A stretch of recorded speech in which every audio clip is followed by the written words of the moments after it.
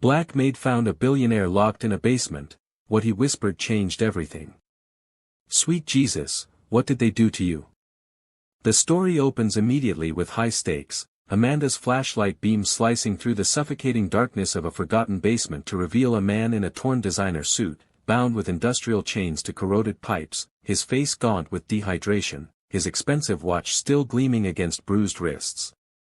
Introduces Amanda, a woman with eyes trained to see what others ignore, from years of cleaning in spaces where the wealthy forget she exists, who finds herself in a situation far more deadly than a standard foreclosure cleaning. It establishes her character through her immediate survival assessment and reluctant compassion for the victim, using the insulin supplies and glucose gel she carries everywhere for her diabetic daughter, the same practical instincts that have kept her child alive now becoming the tools that keep a dying billionaire breathing through another hour. The envelope sat on Amanda's kitchen table like a coiled snake. $50,000 in hundreds, bound with a rubber band that smelled faintly of cologne and menace. She'd counted it twice already, her hands shaking both times, the numbers blurring through tears she refused to let fall. "Mama, I don't feel good." Keisha's voice pulled her back. Her daughter sat curled on their threadbare couch, testing her blood sugar with practiced movements that broke Amanda's heart every single time. 8 years old and already intimate with needles, with the constant calculations that kept her alive. "I know, baby. Let me see." Amanda crossed their cramped living room in 3 steps, checking the glucometer. Too high. Again. The good insulin, the kind that worked better, cost money they didn't have. Money that was literally sitting on the table behind her.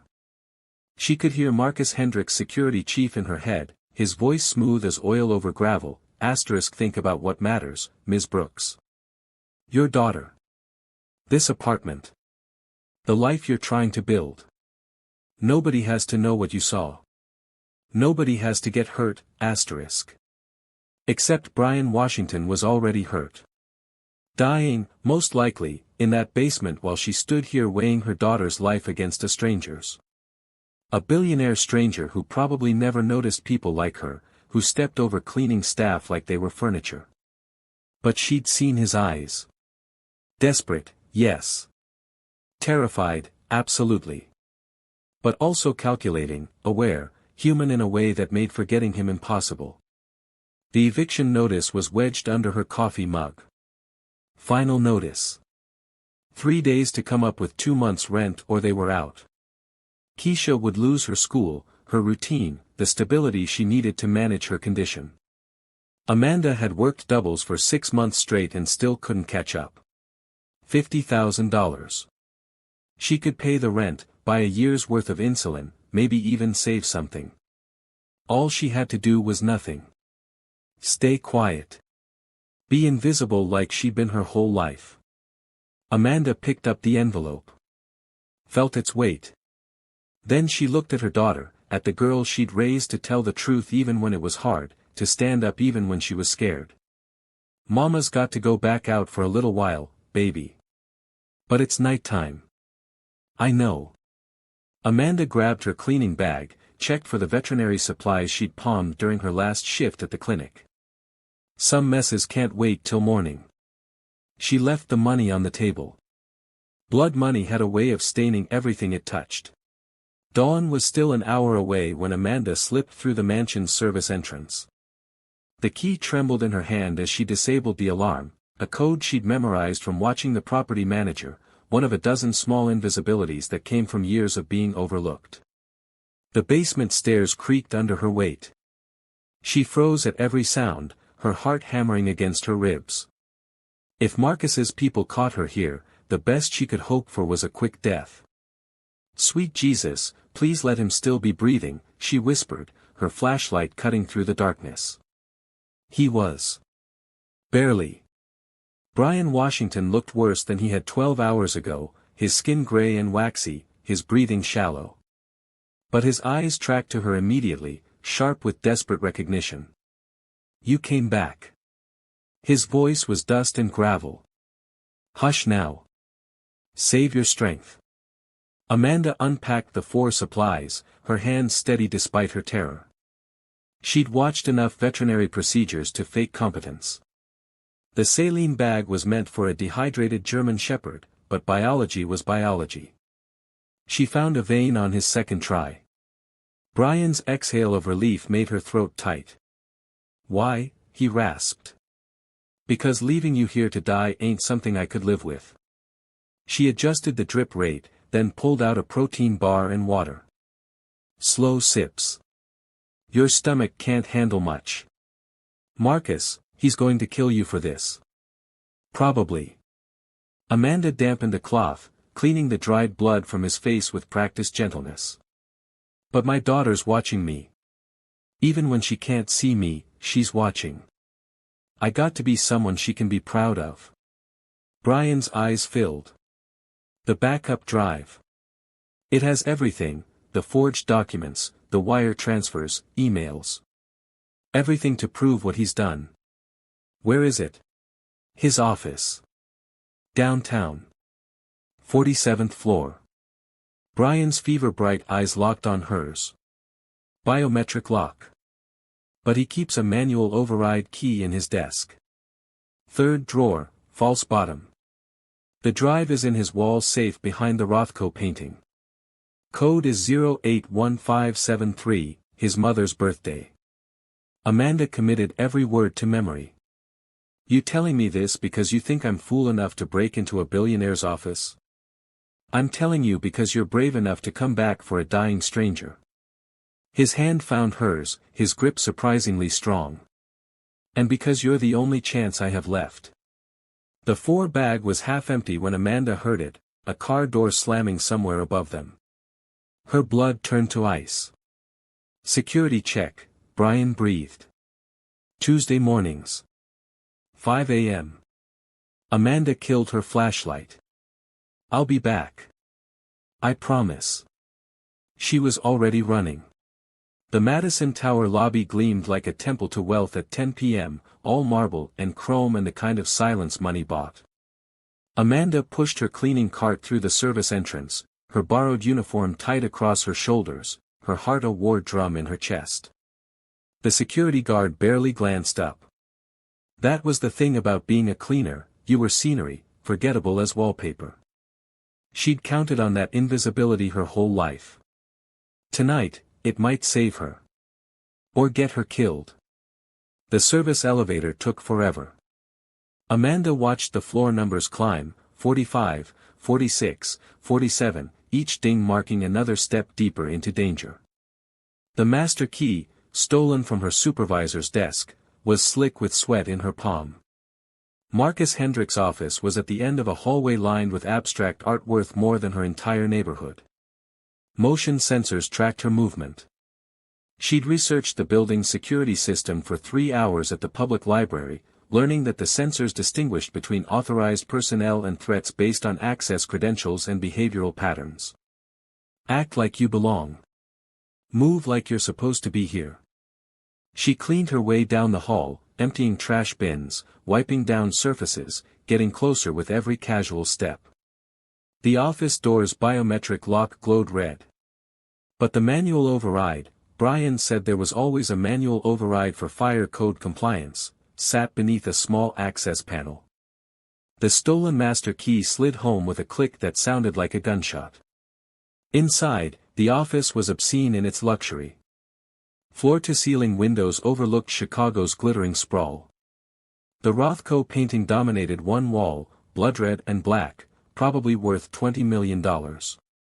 Amanda found the desk key exactly where Brian said it would be, hidden behind a false bottom that gave way under her probing fingers. Her hands shook as she approached the safe. 081573. The safe opened like a confession. Inside, nestled among bearer bonds and what looked like blackmail files, sat a small drive labeled simply BW Backup. Amanda grabbed it, her fingers closing around plastic and secrets.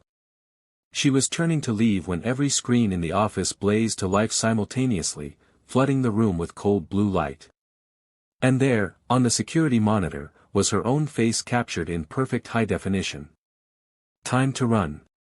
Amanda made it to her apartment at 2 a.m., her lungs burning, the backup drive a burning weight in her pocket.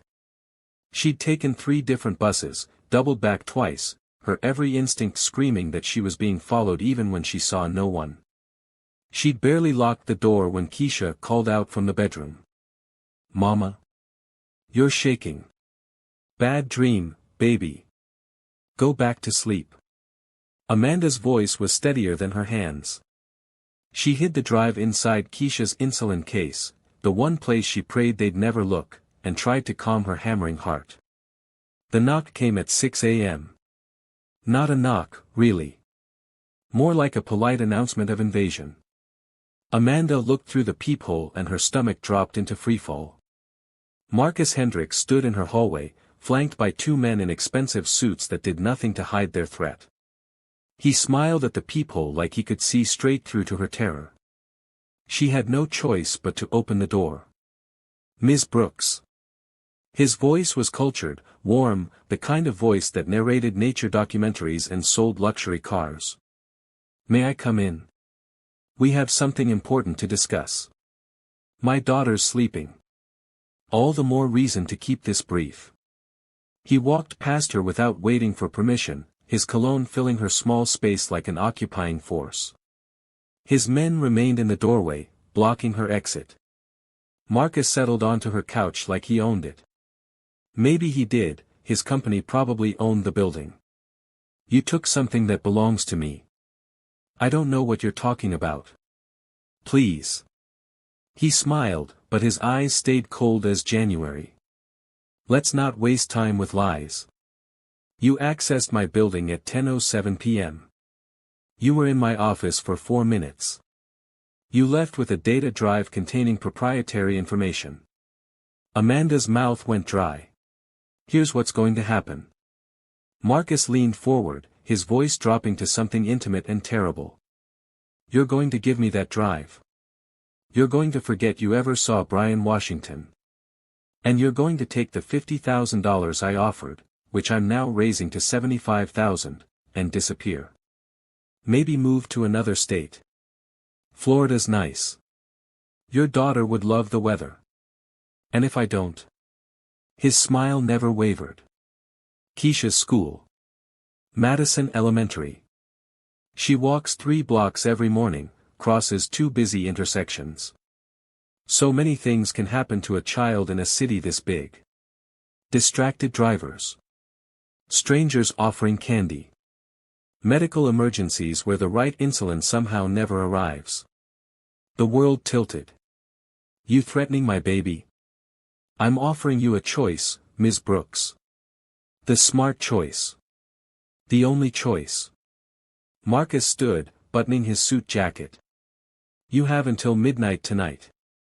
Give me the drive, take the money, disappear. Or wake up tomorrow to a tragedy." He was at the door when Amanda found her voice. "What did Brian ever do to you?" Marcus glanced back, and for just a moment, she saw something flicker across his face. Not guilt. Calculation. He believed friendship mattered more than profit. "In our world, Ms. Brooks, that's a fatal flaw." The door closed behind him with a soft click that sounded like a coffin lid.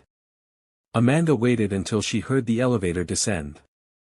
Then she grabbed her phone with shaking hands and did the one thing she'd sworn she'd never do. She called for help. The coffee shop was deliberately public, chosen for its crowds and witnesses. Amanda sat in the back corner with her daughter's insulin bag clutched in her lap, the backup drive hidden inside like a grenade. Sarah Chin arrived first. The investigative journalist looked younger than her byline photos, her sharp eyes cataloging everything about Amanda in 3 seconds. She slid into the booth without preamble. "You're the one who called about Brian Washington." "Maybe." Amanda's throat was dry. "How do I know you're not working for Marcus Hendricks?" "Because I've been trying to destroy him for 2 years." Sarah pulled out her phone, showing Amanda a cascade of rejected pitches, legal threats, stories killed by editors who suddenly went silent. "His company has lawsuit settlements sealed tighter than state secrets. 6 harassment claims. 3 mysterious deaths of former employees ruled accidents. Brian Washington's disappearance didn't sit right with me from day one. Why would his own partner want him dead? Because Brian wanted to testify before Congress about their AI weapons contracts. About data they sold to hostile governments. About the things Marcus built that Brian's conscience couldn't stomach anymore. Sarah leaned forward. You've seen him, haven't you? Brian's alive. Before Amanda could answer, a woman in a FBI windbreaker dropped into the booth beside Sarah. She was older, weathered, with eyes that had seen too much. Jennifer Hayes.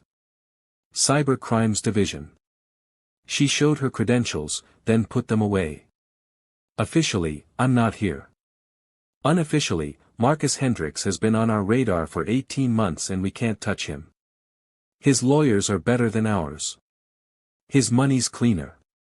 And every witness we've approached either recants or disappears. Why should I trust you? Amanda's hand tightened on the insulin bag. Jennifer's expression softened.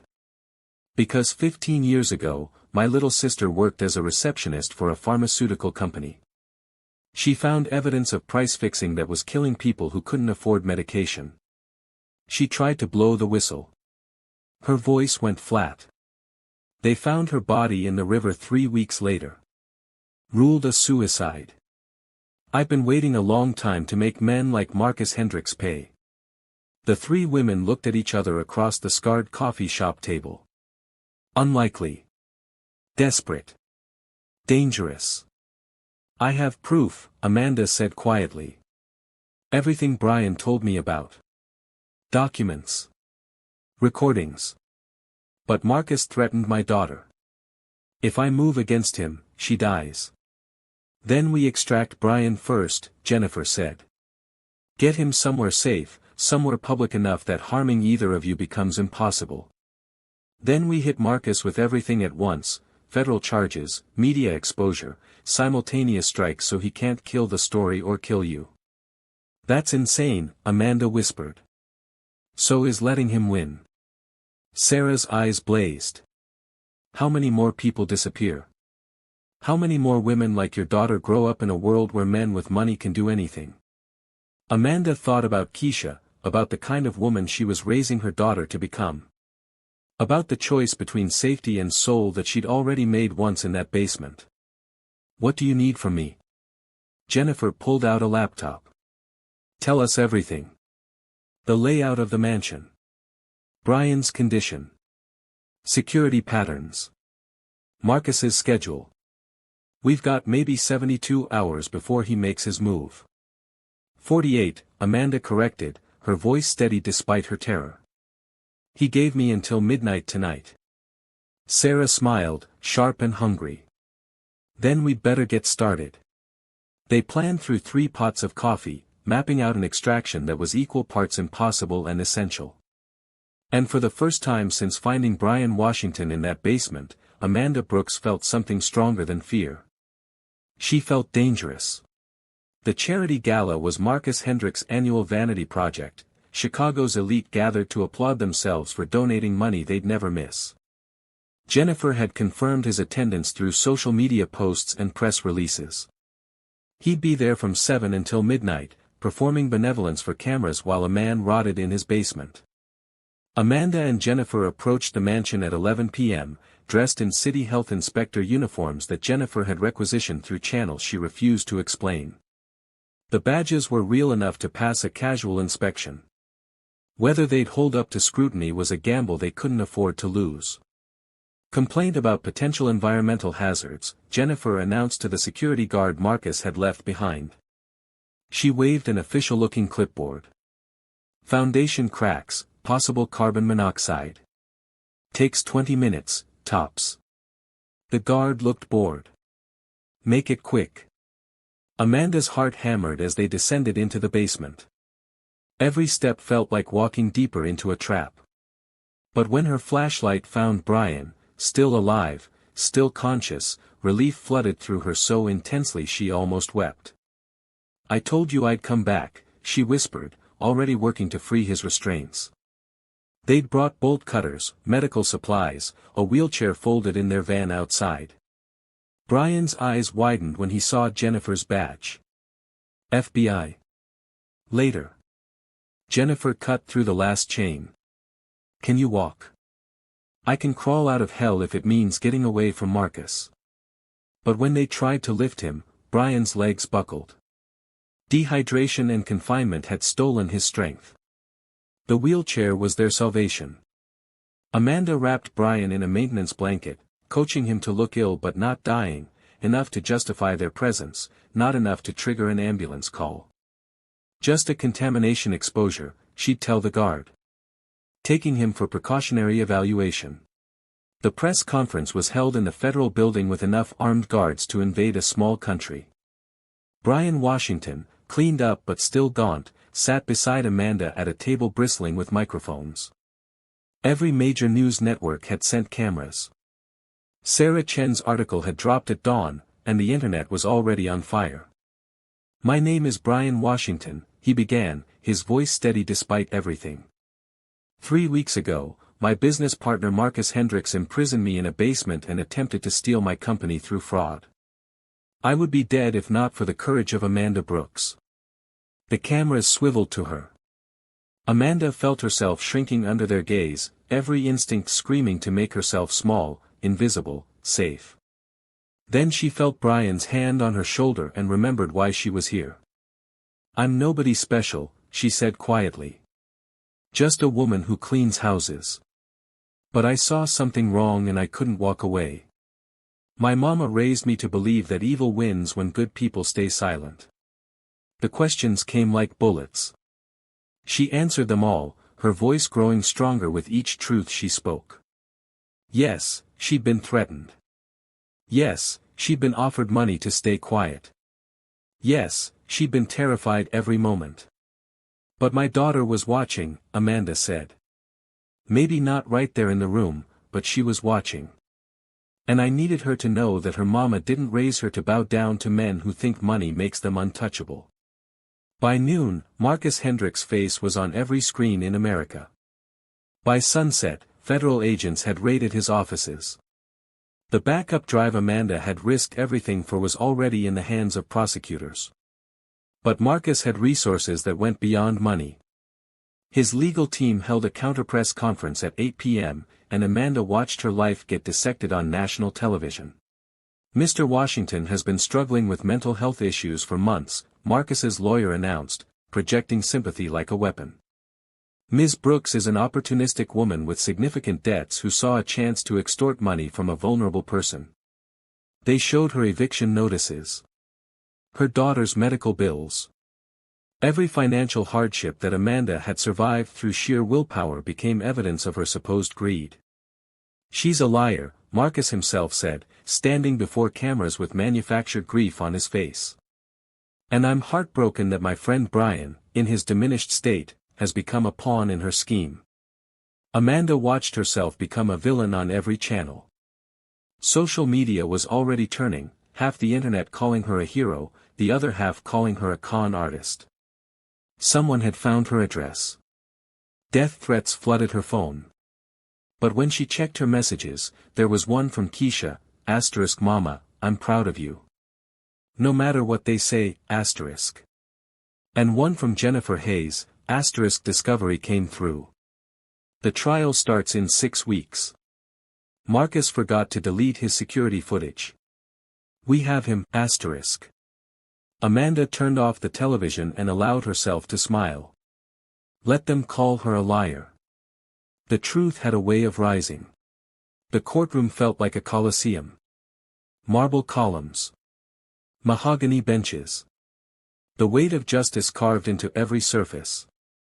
Amanda sat in the witness box with her hands folded, hyper-aware of every camera, every sketch artist, every juror studying her like she was evidence instead of human.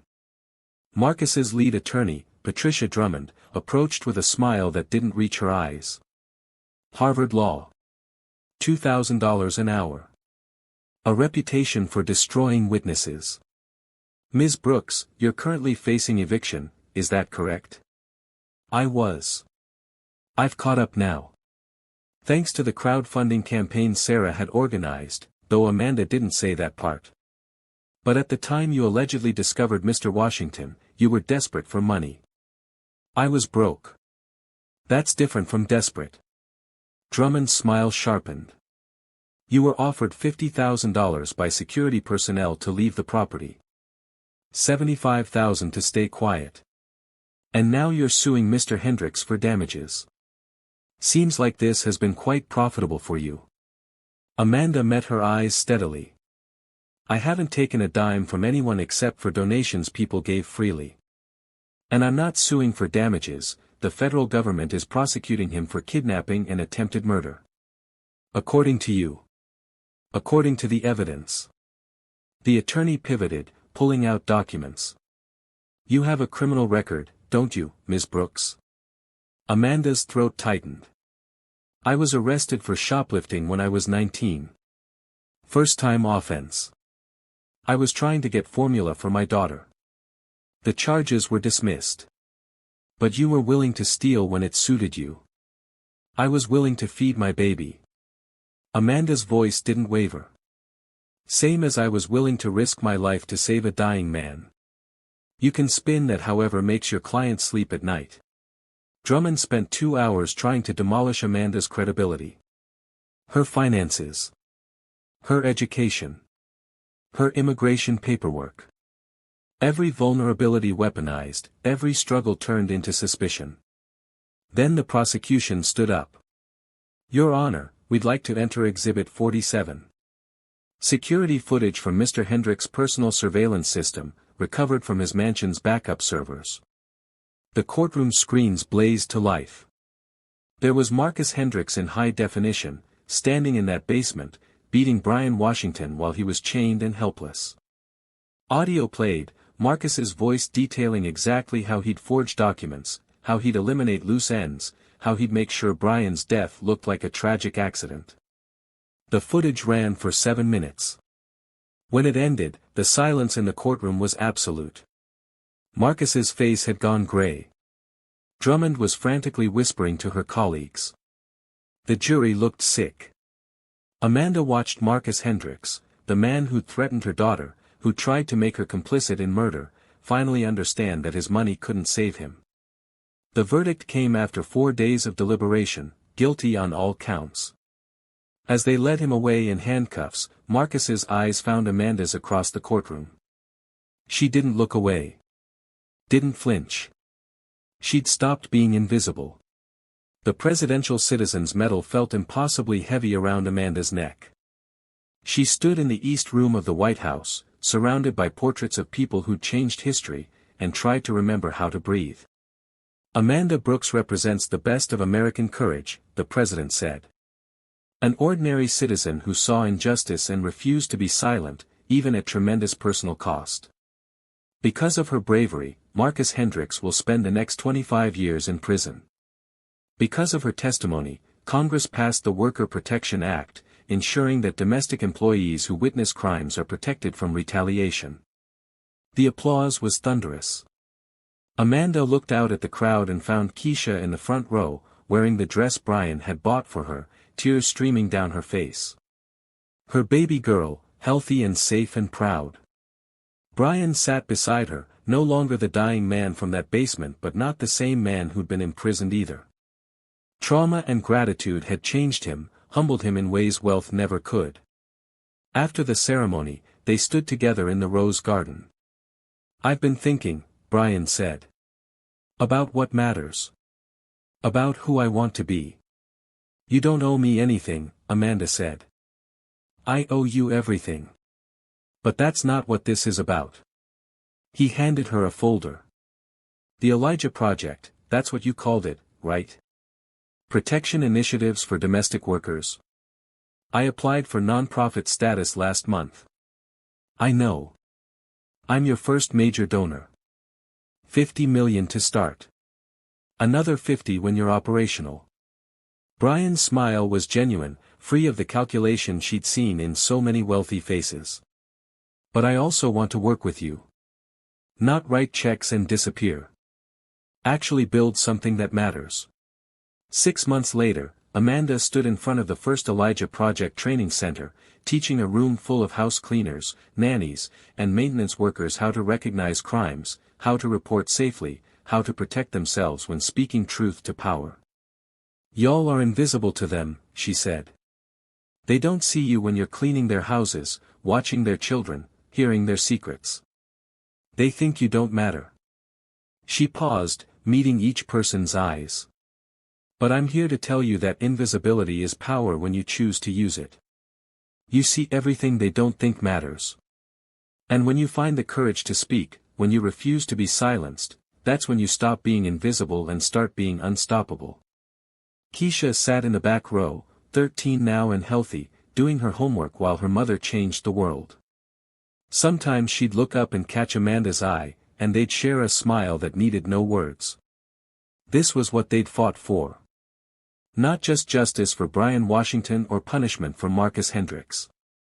But for every woman who'd ever been told her voice didn't matter. Every worker who'd been invisible by design. Amanda Brooks had been given a choice between survival and her soul. She'd chosen both. And in doing so, she'd shown others they didn't have to choose at all. The work was just beginning.